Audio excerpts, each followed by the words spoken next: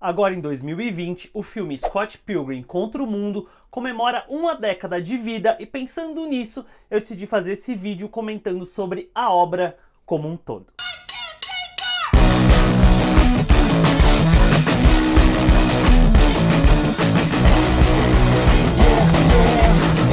Olá pessoas, eu sou o Arthur e sejam bem-vindos a mais um vídeo do Bilheterama. Antes de eu comentar sobre Scott Pilgrim Contra o Mundo, esse é o primeiro vídeo aqui no canal, assine aqui embaixo e deixe um like que isso ajuda bastante esse vídeo chegar a mais pessoas, o canal crescer e ficar cada vez melhor. Antes de falar do filme, porém, a gente tem que voltar no começo de tudo, que foi em 2004, quando o Brian Lee O'Malley lançou o primeiro volume da HQ que se chamava Scott Pilgrim Precious Little Life, que aqui no Brasil tá dentro desse primeiro volume, que no caso aqui foram lançados em 3 volumes diferentes, a história completa de Scott Pilgrim. E esse primeiro volume fez tanto sucesso logo em seu lançamento, que logo começou-se a pensar em adaptar para o cinema, para transformar num filme. Só que, primeiro, tinha acabado de começar a sair, então não era uma história que estava fechada, ainda estava em construção, estava em desenvolvimento, e como a gente vai ver daqui para frente, demorou muito tempo para a história terminar e para o filme sair do papel. E também pelo fato de que a história estava começando a ser contada e já tinham na mente o Edgar Wright para ser o diretor do filme.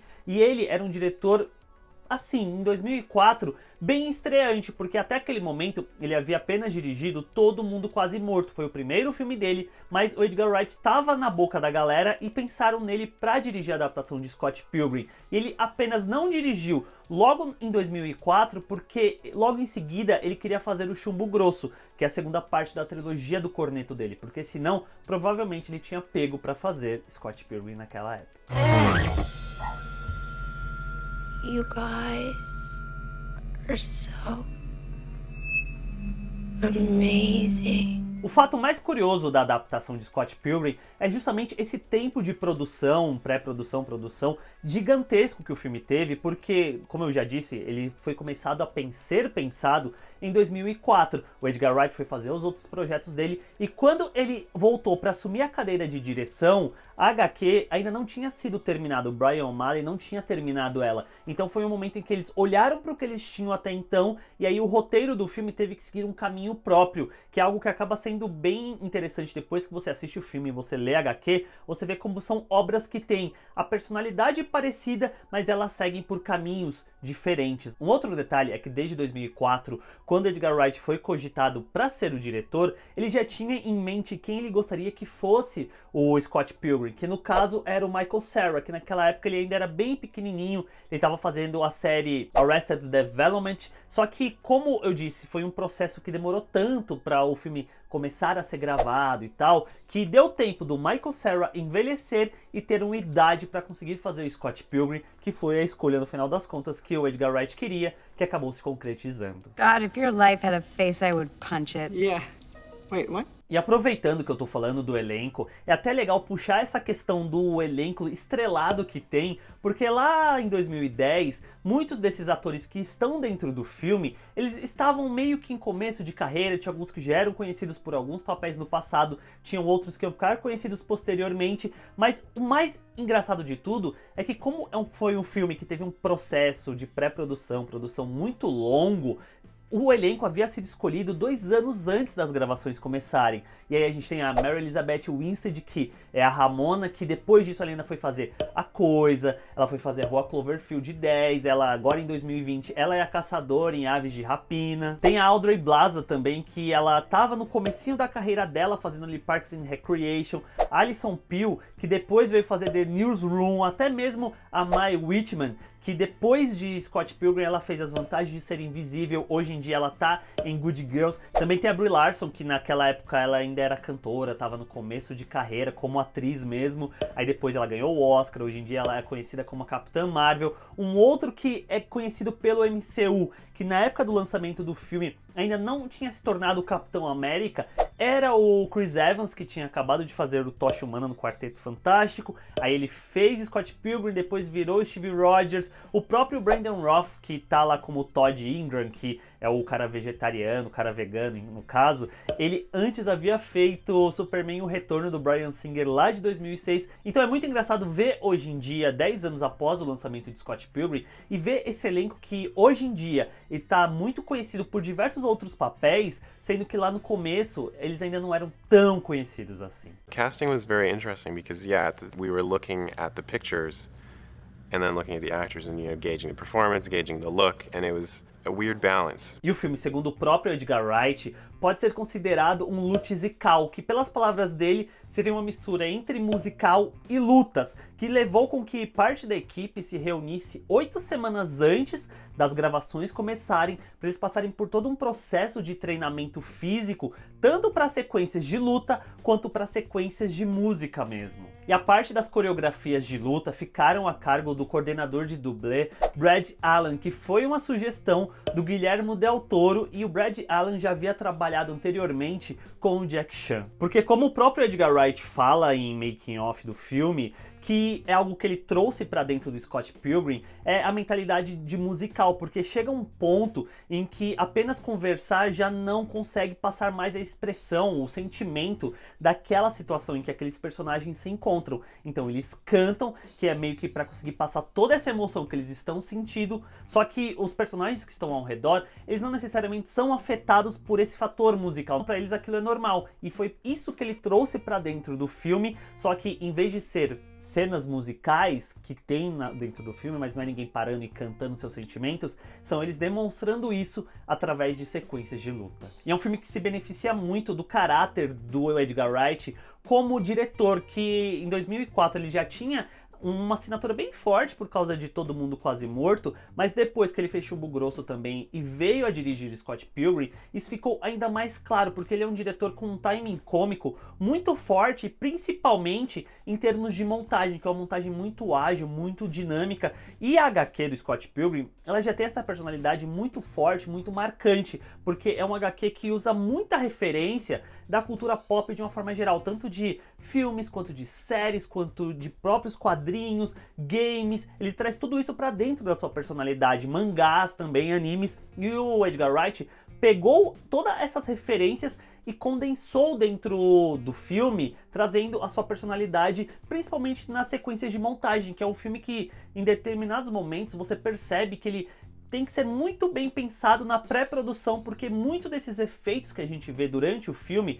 já tem que ter sido pensados, porque tem muita coisa, muitos efeitos que são práticos. Seja, por exemplo, na cena em que o Scott tá dentro de casa, chega Knives, e aí ele pega o casaco e pula pela janela, isso é um efeito prático. Ou então na cena em que ele entra no banheiro para fazer xixi, ele abre a porta e sai no corredor do colégio, isso é um outro efeito prático que é pensado durante a pré-produção para durante a produção ser feito. Inclusive, quando eu fui pesquisar para fazer esse vídeo, eu fiquei muito chocado que Scott Pilgrim sequer foi indicado no Oscar de melhor montagem, porque a montagem desse filme é crucial para dar ritmo e para ser uma parte dentro da narrativa do filme, porque é muito importante tanto em tom cômico quanto em tom de contar uma história mesmo, nessas elipses que o filme faz, nas brincadeiras usando linhas de transição, usando cortes secos e abruptos, outros que servem para mostrar passagem de tempo. É uma montagem muito forte e muito dinâmica dentro do filme, sendo que as montagens dos filmes do Edgar Wright já são muito características. E eu sinto que o que ele faz em Scott Pilgrim é ele alcançando o nível máximo dessa identidade dele, que depois, com os outros filmes que ele veio a fazer, ele conseguiu dar uma maneirada, é uma montagem que consegue ter um ritmo forte, próprio, que parece um filme do Edgar Wright, só que ele nunca chega ao ponto que ele conseguiu chegar com Scott Pilgrim.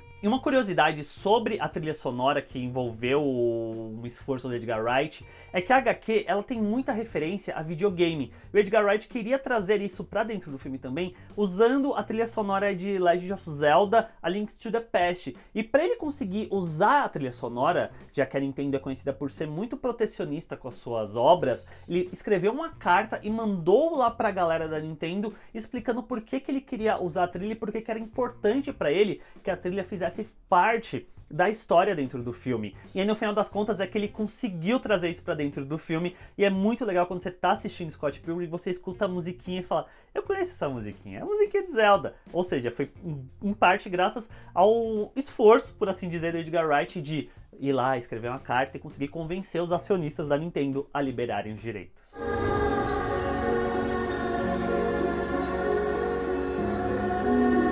E falando em termos de adaptação mesmo, é curioso notar como são histórias parecidas ao mesmo tempo que são diferentes. Como eu já disse, como começou-se tudo lá em 2004, a HQ estava sendo escrita enquanto o filme estava sendo produzido. Então chegou num ponto em que cada um seguiu o seu próprio caminho e o filme acabou saindo antes da HQ acabar, que o que foi escrito para o filme acabou influenciando o Brian O'Malley a tomar certas decisões para a conclusão da HQ. Claramente, por ser uma adaptação, é necessário que haja adaptações e algumas concessões para que funcione numa mídia, porque não necessariamente o que funciona na mídia escrita, no papel do Scott Pilgrim, levar 3 volumes para contar uma história, é o que vai acontecer num filme de 1h50, 2 horas de duração. Então, no filme dá para sentir que muita coisa é condensada, o protagonismo é dado principalmente pro Scott Pilgrim e a gente acompanha, sobretudo, a luta dele contra essa liga dos ex-namorados do mal da Ramona. Enquanto que a HQ, ela é muito mais cadenciada porque, bom, ela tem muito mais tempo pra contar a história, né? Porque, ó, são 3 volumes grandinhos pra poder contar a história toda que o Brian O'Malley quer contar. Então até por isso que demorou tanto tempo pra sair, porque começou a sair em 2004 e foi terminar só em 2010. E a HQ, como eu disse, tipo, ela também vai dar o foco pro Scott Pilgrim, afinal ele é o nome da HQ, só que ele ainda dá espaço pra Ramona, pra Kim, pra Amy. A gente tem muito mais do background, do passado desses personagens, que torna a história muito mais interessante. E há outras diferenças também, como o fato do Scott procurando emprego, ou então a Amy, que no filme ela é meio que renegada. A parte ali da batalha contra o Todd com o Scott, na HQ ela continua aparecendo até o final da história. Também envolve o fato do Gideon ter outras namoradas que ele congela, que são coisas que o filme, ele olha e fala, tá, isso aqui até é legal, mas eu vou deixar de lado para contar uma história mais focada e mais concisa. Inclusive, até mesmo o final ia ser diferente nas duas mídias, porque como ainda não tinha terminado de ser contada a HQ, dentro do filme a ideia inicial era que o Scott terminasse a história junto com a Knives. Eles chegaram até a gravar esse final, mas o próprio Edgar Wright, pensando, ele falou, putz, não faz sentido a gente contar toda uma história que é o Scott brigando pra conseguir ficar com a Ramona no final, ele não ficar com ela no final. E eles acabaram voltando pra ideia que era justamente ele terminar com a Ramona, que é como acaba a HQ. Hey! Hey! Mind if I tag along? You wanna come with me? Yeah. E é muito curioso porque eu tenho uma memória afetiva muito grande com o filme do Edgar Wright, que eu lembro que eu consegui assistir no cinema aqui no Brasil, que foi uma baita comoção porque não ia lançar e lançou em uma única sessão. Eu fui assistir, foi muito legal, eu adoro esse filme de coração. E eu tenho na minha cabeça muito forte o filme. E aí eu fui reler as HQs e eu fiquei surpreso como elas são diferentes ao mesmo tempo que são parecidas. Tipo, é a mesma história, só que contada de formas diferentes. E aí eu pensando, qual será que eu gosto mais? E eu cheguei à conclusão, surpreendentemente, que é até difícil falar, esse aqui é melhor que essa. Eu não acho, acho que cada uma tem seus méritos, seus pontos positivos, seus pontos negativos. Eu acho que eu curto muito mais a HQ do que o filme. Eu continuo adorando o filme, eu adoro a identidade que o Edgar Wright colocou no filme, como ele é muito bem montado, muito bem pensado, ele é divertido, ele é emocionante, ele é empolgante, é tudo junto. Eu não consigo falar algo que eu não curto dentro do filme. Só que o filme, no final das contas, depois de terminar de ver o filme e reler a HQ, o filme parece uma versão redux, enquanto que a HQ é a versão definitiva completa da obra. São coisas que acabam se complementando no processo, mas a HQ acaba sendo muito superior no final das contas, justamente por ela ter mais tempo e contar uma história muito mais profunda e muito mais legal.